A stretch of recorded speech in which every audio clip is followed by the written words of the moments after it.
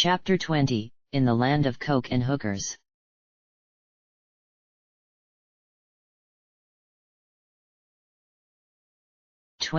In the Land of Coke and Hookers.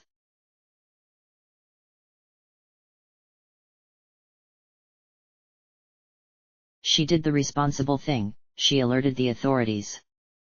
A hot tip whispered in the ear of a Green Bay post-victory policeman, a hand pointed to the dark room, and when they went to investigate she dipped.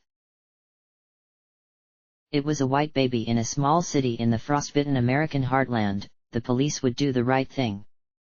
In this instance they would, she told herself that, and in the end she circled back to the spot on her broom a few minutes later and under cover of night sky observed the police do the right thing.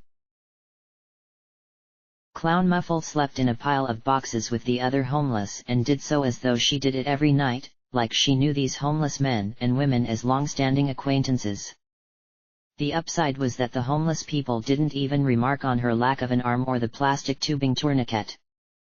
Murray, capable of flight, had better options, and snuck into a closed-for-holidays university via a third-story balcony and slept in a lecture hall's surprisingly comfortable seats.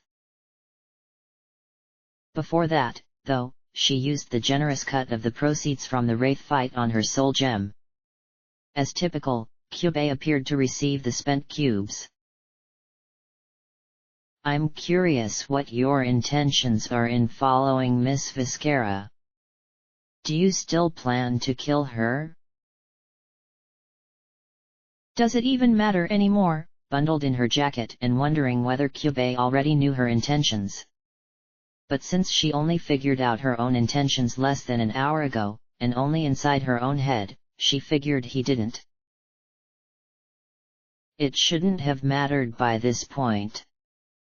I was almost 100% certain that Miss Viscera would be dead by now. But something fascinating, and theoretically impossible, happened, and because of this Miss Viscera survived. Her survival has created innumerable problems that threaten catastrophe for the entire planet, but she is also one of the few people capable of correcting these problems. Thus, her survival is now essential to prevent this planet's demise." Exhausted mentally and physically, already half asleep, these words only seemed ridiculous. "Go to sleep, Cube. You're broken." "Please. Isabel Leyva, aren't you concerned about this world? Everyone you know, your friends, your family could be in danger. Won't you listen to me?" "Fuck off. Lying rat." He may have babbled something more, but it was trivial to zone him out. Sleep arrived. The next day the journey continued. Clown Muffle rose bright and early, and if not for a janitor whapping Murray with a broom, she might have missed her, not that she would have had much difficulty catching up. The Empire had confiscated, along with all pocket change, her phone, and the road map she used to reach St. Louis. They had given her instead a junk phone that only sent and received calls, zero functionality, apps, any of that, and she jettisoned it prior to Milwaukee in the reasonable paranoia that they could triangulate its position hacker style. Physical maps weren't easy to come across, especially detailed ones, and she rifled through the Plan Your Adventure tourism kiosk 15 minutes before she found Gatineau. Oh fuck. Canada? She had no passport. She imagined it wasn't difficult to sneak into Canada, but man, it looked far. From Green Bay, they would have to cross the entirety of Michigan's Upper Peninsula and then wander through an even longer distance of formless Canadian terrain. If there were towns on their route, they weren't big enough for the map. Clown Muffle, minus an arm, gave up hitchhiking and instead waited by the side of the road until an RV camper rattled past, at which point she pirouetted onto the chrome ladder that ran up its back. Unless the driver had been watching his or her side mirrors at that exact moment, they'd be ignorant of their stowaway. Other drivers were not. Sparse as traffic was, it actually took a long time for anyone to alert the RV camper about their passenger. But just past the Michigan state line, an elderly couple in a wood-paneled station wagon finally rode alongside the camper, signaled until its driver rolled down the window, and shouted the situation. The RV driver, an elderly man himself, pulled over, but when he parked on the elbow, Clown Muffle bounded into the woods. Rinse, repeat. Clown Muffle waited for the next camper, latched onto the back, got as far as she could before someone noticed. And as the world around them became less and less populated, as the cattle pastures gave way to forest and the snow began to fall, a kind of treacherous silence settled. Murray and Clown Muffle and the elderly couple in the camper du jour and none else. Trees, snow, the lake. Tiny towns passed moments after arrival. A chill swept through Murray, not the kind from the cold, but an agoraphobia she sometimes got when so high, her world a murky sky and her path on the very edge of that world. It was the end of America and it felt like it had to be the end of the continent, yet it somehow was not. There was another, even larger country north, and it spanned thousands of miles further until finally even the trees gave way to permafrost, tundra, and ice. She was in fact closer to the center of this continent now than she ever had been, land in all directions, no edges anywhere. In this maximum center, civilization stripped away. The road became half lost in the powdery puff intensifying, the camper plowed through the drifts undaunted. Clown Muffle clung to her perch. Although Murray kept close, at times she lost sight and navigated via radar alone. Then, abruptly, the camper made a noise, a squeal, loud enough to hear over the silence, an emergency brake. She closed in until its lights appeared in a swirl, swerving out of and into oblivion. Its weighted top half tilted. 2 wheels left the ground. As it peeled away, an array of confetti neon lights sprinkled the white foreground. 3 police cars and an ambulance encircled an overturned semi-trailer. Paramedics carted the mangled body of a man in flannel upon a stretcher. Clown Muffle's trailer narrowly managed to avoid a similar fate. It righted itself, its wheels hit the ground, its squealing stopped as it stopped. Policemen in parkas waved lighted batons as they ran to it. Murray had to pivot to the side of the road, and due to the way the camper was turned when it finally came to rest, Clown Muffle had to also. Guided by semaphore, the camper proceeded past the blockade without them. Clown Muffle acted as though this were only a minor inconvenience and ducked into the frenzied woods on the side of the road. This time, however, there were no more campers. Clown Muffle walked, hunched forward, hood tightened. Murray trailed directly behind her. By now the chill had begun to break past Murray's ability to dampen it. Her face became insensible. It felt like the liquid on her eyeballs had frozen and she stared through glass marbles. Not that she had much to see, for beyond Clown Muffle's denuded body was only white, white, white. Then in the span of 2 seconds night fell. And it became black, black, black. That thing she had believed cold to be? Not even close. How was this only the center? How could 1,000 miles stretch north and even colder become? She collapsed. She had been riding her broom, which could function mostly fine even despite the gale, but she had sagged so far along its length to draw her face as close to Clown Muffle's back as possible, searching for a little warmth, finding her body a bloodless zombie instead, that when she drew back she lost her balance and dropped into the snow. The snow somehow felt warmer than outside the snow, so she stayed inside it. No, she needed to get up. Clown Muffle would be going on ahead of her. Her arms started to lift. Murray fell first and Clown Muffle continued. Would Clown Muffle ever stop? She was less a person and more a conceptual entity. A law of the universe, and constant force to propel its various processes. Inconceivable she could ever die. Even if Gatineau turned out a dud, she would continue to the next place, the next possible salvation, chasing even a hint of a clue, or no clue at all. She could create her own clue in her own illogical head. She failed to die because never, even for a second, did she believe she could. But Murray refused to think she could die either. She was young, healthy, this was only cold, magical girls were hardier than that. She propped her hands in the powder and pushed, strained, out of the warm ice and into the ice wind, and she got halfway before a force propelled her and, frustration upon frustration, that force turned out to be Clown Muffle. "Bit chilly," said Clown Muffle, which was absurd because her zombie face was half black with frostbite.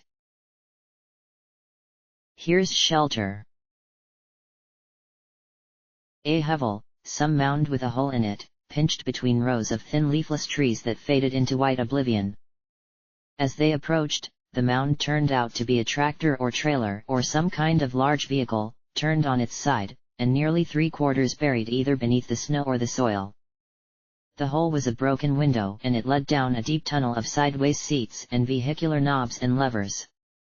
It felt unreal, like Clown Muffle conjured it, like the world conspired to provide what she needed. Jesus, Murray had to slap herself out of this one. She was sinking into a pit of anti-logic, falling into the Clown Muffle mythos, the unspeakable immortality that had pervaded Magnet, the constant whispers of her deeds and powers, her charms and enchantments. She knew, the mythos was crap, had seen her falling apart, and knew that Steph had dealt her a blow beyond her capacity for bullshit non-death. Together they sank to the base of the vehicle. It lacked a back seat, so the two of them huddled against the driver's side door, leaned against the thankfully not leather cushion. Murray pressed herself against Clown Muffle and pressed her legs against her chest and shivered. Clown Muffle had become black all over, at least the visible parts. They had no gloves, one layer of jacket apiece, ordinary shoes with ordinary socks. Quintessential California girls a long way beyond the range at which their species could survive. It did not even make Murray ashamed to be essentially cuddling with her most hated person, it was simply something that had to be done, although Murray suspected Clown Muffle provided no physical warmth whatsoever. Even in this godsend shelter, Murray wondered whether they might both die this night, frozen past their soul's capacity to restore them. After a moment's frigid stillness, however, she got an idea that her wand ought to have some kind of fire conjuration spell. They had fire spells in, well, she should be able to. She had never tried before, but it made sense, right? "What can we burn?" she said. Map. She did not want to burn her map. She would if she had nothing else. She searched their confines and under a seat found a nasty, bunched-up tarp. Better as a blanket? No, fire. She stuffed the tarp into the corner near their feet. She had de-transformed after Clown Muffle dragged her down here and it took immense effort even to summon her wand. She tapped its tip to the tarp. What was the fire spell incantation? The past few months she had slipped out of the fandom, she didn't remember all the endless details she once did. Probably similar to something that was a synonym for fire. Blaze? Flame? Burn? Pyro? None sounded right. "Why hesitate?" said Clown Muffle. "I forgot the word." "It's your word. Use your word." "No. Magic word. Something." It was too hard to speak. "Something to do with fire." "It's your word. Use your own word." Unsure but in desperation to escape this cold, she said, "Infernus," which sounded like it might actually be the word. Her wand lit up and a tiny fireball burgeoned at the tip and dropped onto the tarp. She thought the tarp might be too muddy to burn, but her magic did the trick.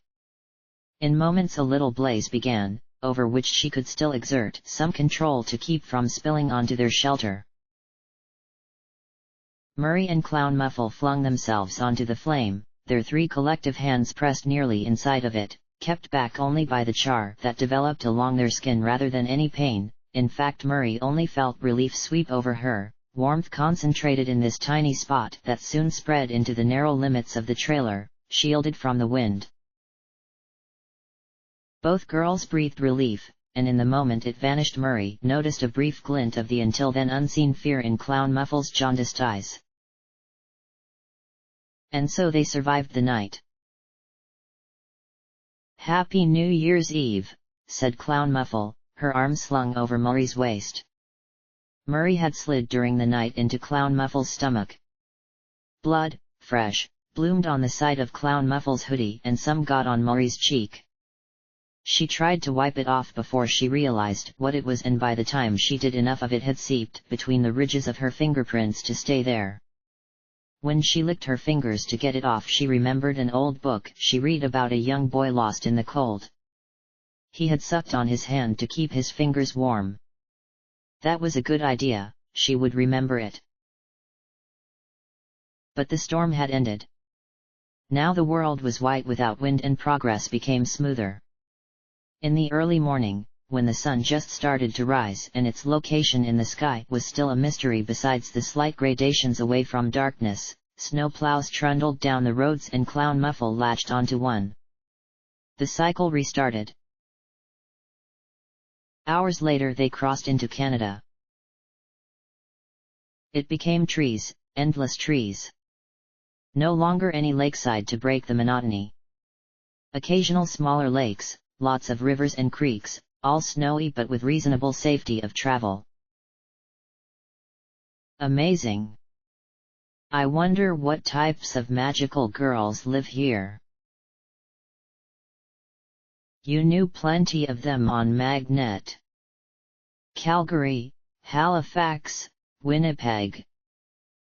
Although the rumor was that Winnipeg had died about a week ago. Nobody knew for sure, but that was usually what it meant when a regular went suddenly absent. At the time it made Murray sad, because Winnipeg was her age and a vocal sort of moralist, one of Clown Muffle's harshest critics, using thesaurus words like effete and jejune. But now it felt too distant to mean anything. You go here to escape, said Clown Muffle. I fantasized about living north once. Alaska in particular. So separate, so capable of being one's own person. Geography invokes a mindset. One is constantly sculpted by their surroundings. The struggle to be oneself in a world that is by definition everything but yourself is a constant of our experience. HNNGH. The words, the word. Murray woke upon her broomstick, she had sailed on autopilot.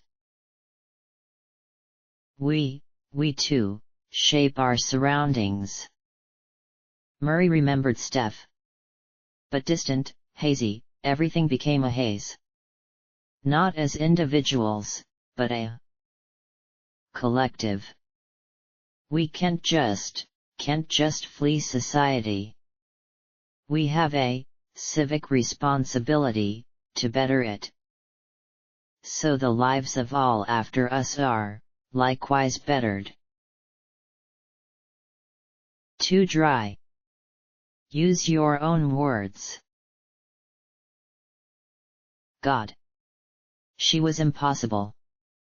Murray gripped the tip of her broomstick and sucked in exasperation. We're all using words invented 400 years ago, you can't just, people need to be educated. And that's what education is, giving people the right words, the best words, passing down, I don't know, knowledge, intelligence, every kid standing on the shoulders of all the kids before them, do you get it? If you just jump off and do whatever you want, you're useless, worse.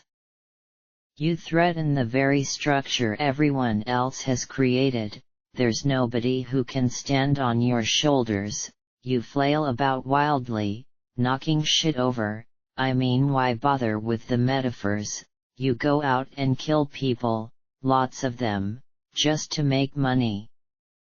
It doesn't matter to you because you've kicked yourself off the world, decided the fundamental laws of the universe don't apply to you. She paused, remembering Kyubei's words in Green Bay, then regained her train of thought. It's such a fucking tragedy. You're so damn good at everything. Everyone says you're the strongest magical girl they've ever seen, or at least top tier.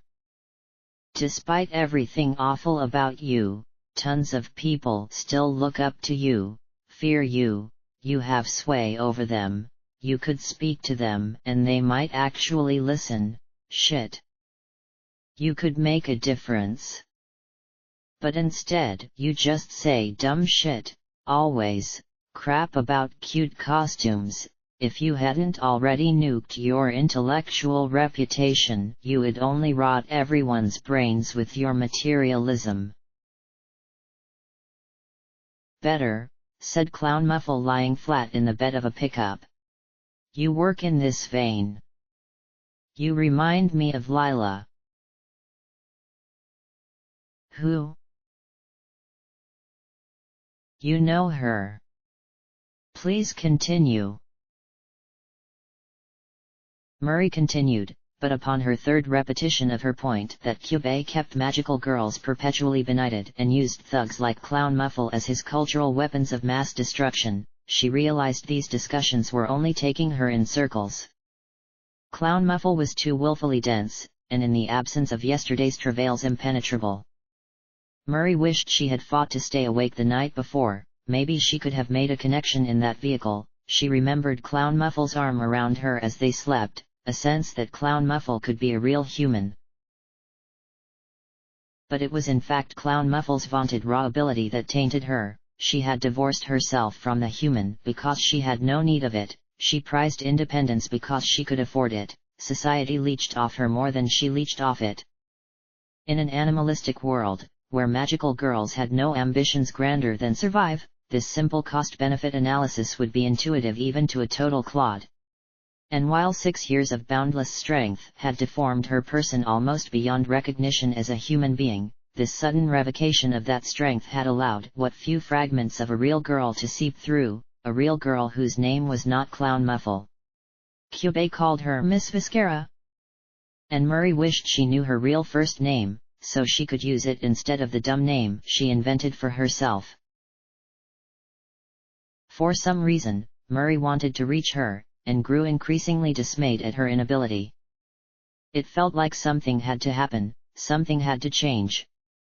The flatbed pickup proved perfect transportation, no other commuters could see Clown Muffle and so far it had kept a steady path on the only path, toward Ottawa. It seemed impossible that Clown Muffle wouldn't make it to Gatineau and it seemed impossible that Murray could defeat her even in this ramshackle state.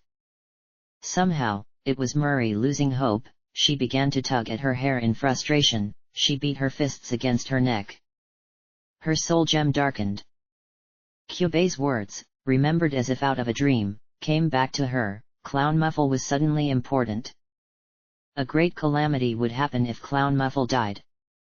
Fate transpired to her benefit. She could never lose. If she reached Gatineau and learned nothing, nothing at all, what would have been the point? Why had Steph died? Why had so many suffered? Why had she suffered? Why, even, had Clown Muffle suffered? Was this just it? That cynical precept the veteran girls on Magnet said to scare the rookies? Magical girls live to suffer. Was that their whole purpose? She cried. Her tears ran like ice water. Somehow, Clown Muffle knew, don't worry. We'll be in Gatineau soon. It was so typical Murray could only cough out a bitter laugh, zipping along treetops at the side of the road, obscured from view but apparently not Clown Muffle's uncanny sixth sense. She could not take it. This flying, everything. Darkness fell again, the waning hours of the last day of 2013. She nosedived along the bark of a tree and her face slapped against the branches and she slammed into the snow. She rolled out roving and swinging her broom by the stick, dislodging clumps of snow that dropped on her as she stomped and made noises. Some distant part of her knew this was dangerous. The rest didn't care.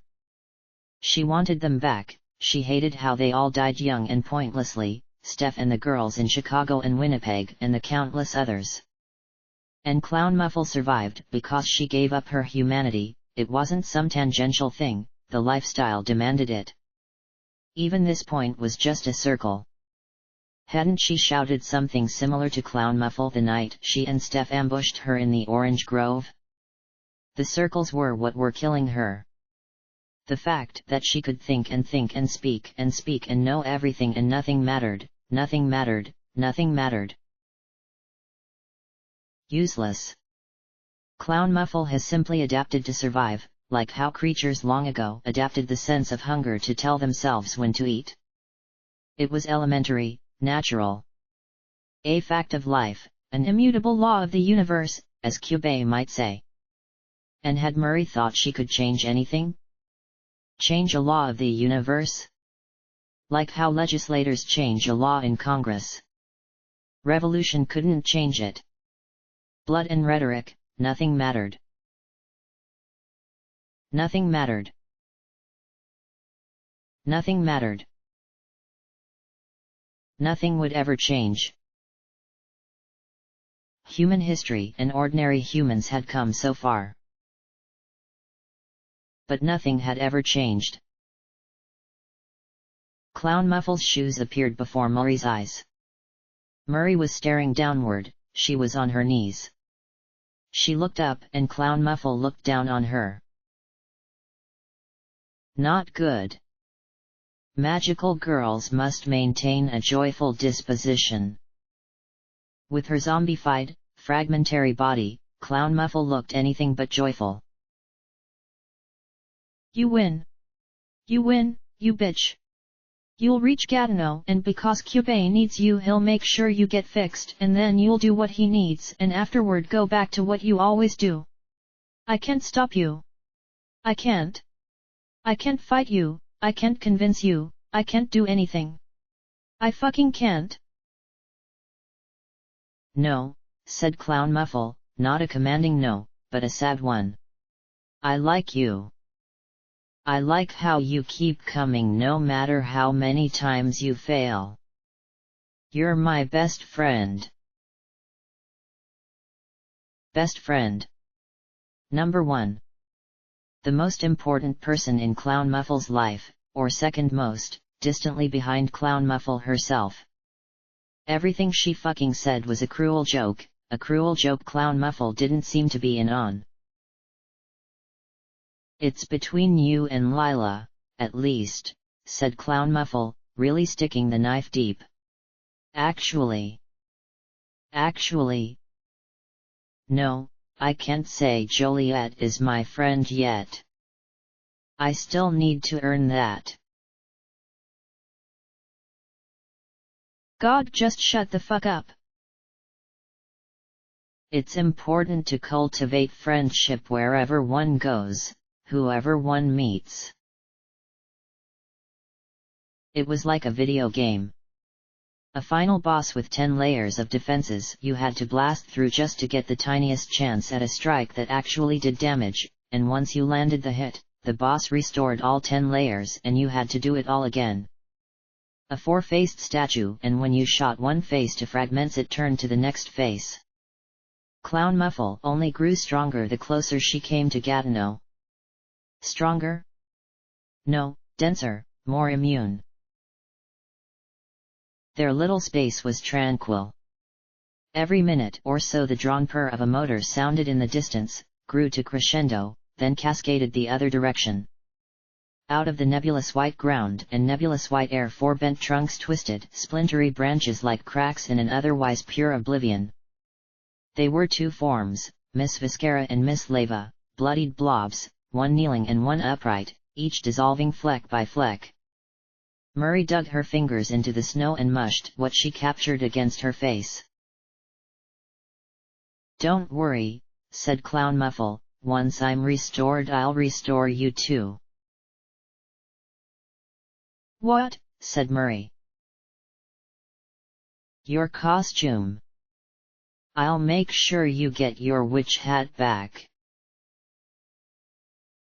It was a non sequitur, right? It did not logically proceed what came before in any capacity? Yes? "As soon as I'm better, I'll fight the handmaiden. I'll restore everyone to their original, personal forms. I'll be fighting for you, too." The handmaiden. Wow. Not even the Empire itself. If she wanted to take down the Empire, at least it would be, like, an ideological struggle. Taking a stand for what one believed in, and there were certainly ideological problems in the Empire, a quality process if a shoddy ideal. But the clothes. It was just the fucking clothes. That was it. The clothes. The clothes. The clothes.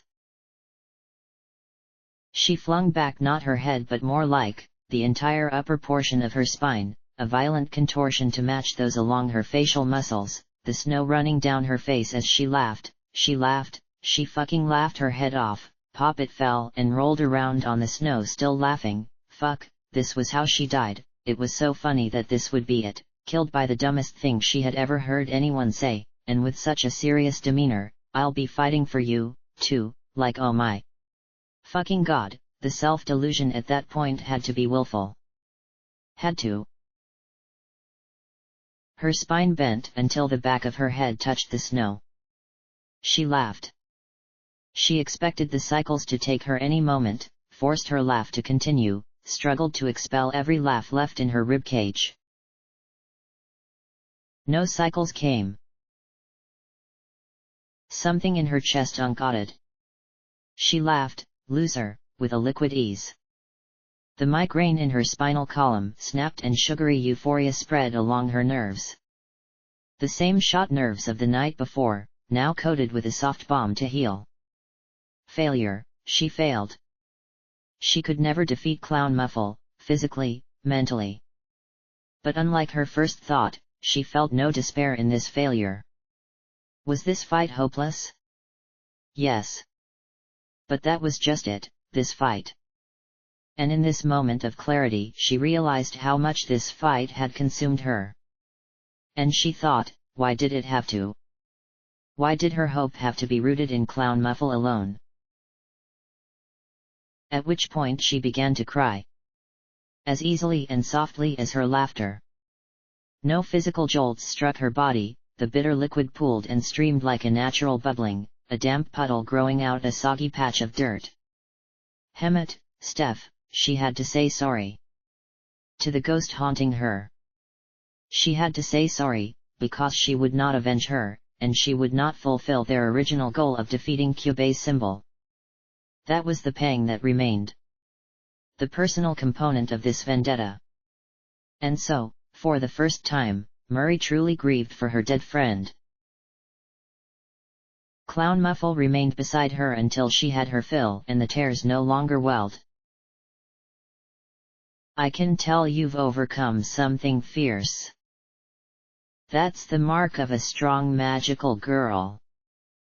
So many of us flake away at the first sign of adversity. I once had to grapple with something deep and dark. It's not a matter of overcoming a single event, though. It's finding a lifestyle you can live with."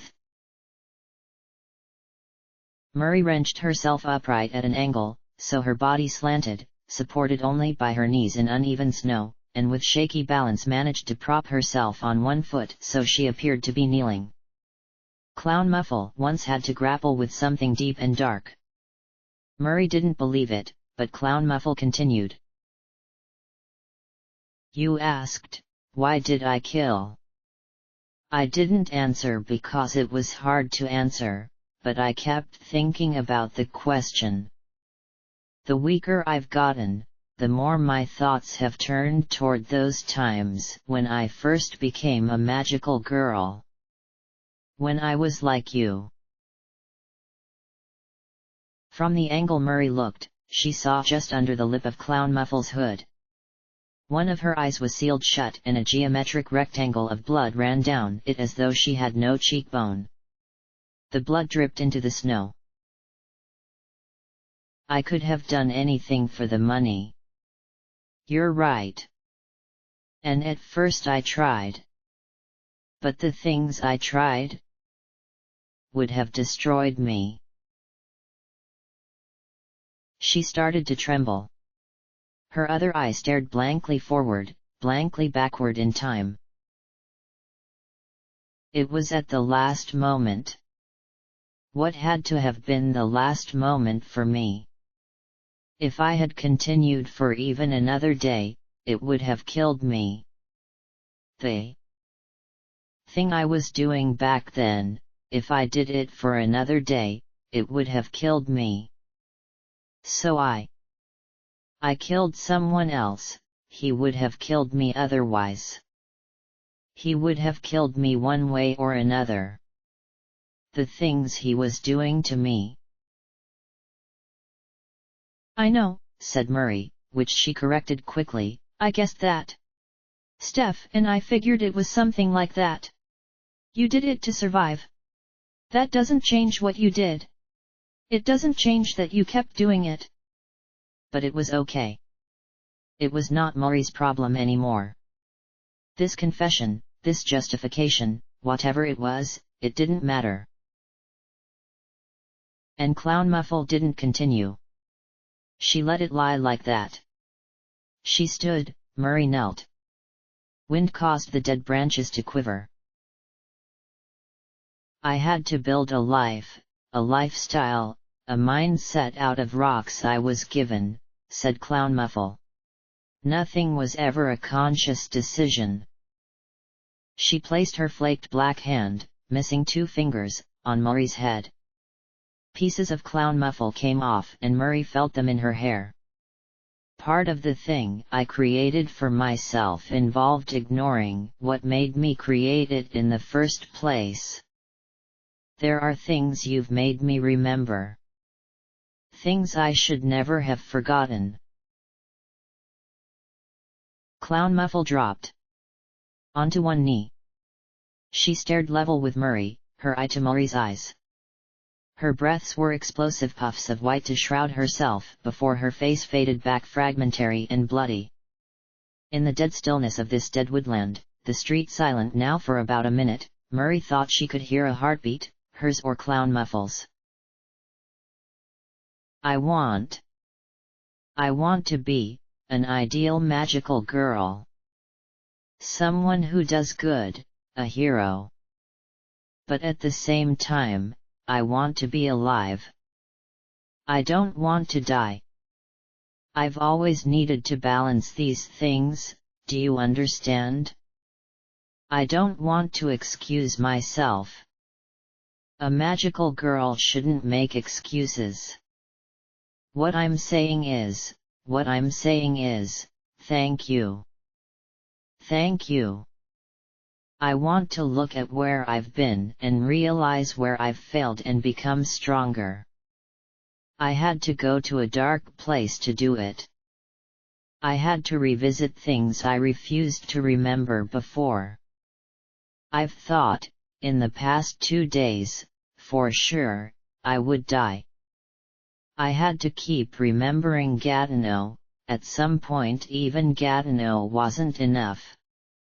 It stopped being a place and just a word and my hope in it shook. I needed you, Murietta Temecula. What you said hurt, but it also helped, does that make sense? I'm trying to talk to you but, the words aren't really, I'm so sorry. I'm so sorry. I'm so sorry. She flung her arm around Murray. Her body hiccuped with a sob. Murray had no words herself. Clown Muffle had seemed like the same solid mask the entire time. I'm sorry I killed her. I'm sorry I lost my way. I'm sorry I became twisted inside. Clichés, stock phrases regurgitated from a movie, and Murray for the first time realized it was because that was the only way Clown Muffle ever learned how to communicate. I want to be better. I know I can be better. I want to be like you and fight for what I believe in. I was always so scared of death. Everything I did was to put myself as far away from it as possible. Not the wraiths, the other death. I'm so sorry. I'm so sorry. Fuck if they were clichés. Fuck if the words themselves were so vague, so steeped in generic notions of heroism and villainy. It was a chip in the four-faced mask at the embryo inside. So sudden, so passionate, so unlike Clown Muffle, and after Murray had already given up, suddenly she wanted to forgive her for killing Steph, believe in the possibility she could change, people could change, they can always change, anyone can be redeemed. Then Clown Muffle said, "That's why I'll fight. For you and all those other girls. I'll fight the Handmaiden and free you, Lila, Midlothian, and Joliet. We'll fight together. We'll fight together, okay? You and me. I'll teach you how to fight. I'll make you strong like you made me strong. We'll become stronger together. We'll do it. We'll fight them." And a yellow bile congealed at the pit of Murray's stomach. The Handmaiden again. Fight for what she believes in. She meant clothes. She would fight for every magical girl's right to cute clothes. No. No, don't think of that.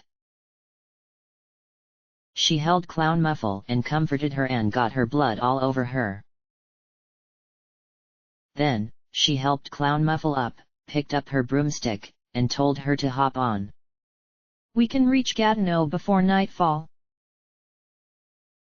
Clown Muffle reposed herself, put together her visage, wiped the blood from her eyeball, except that only caused the eyeball to fall out, land in the snow, and stare up at Murray.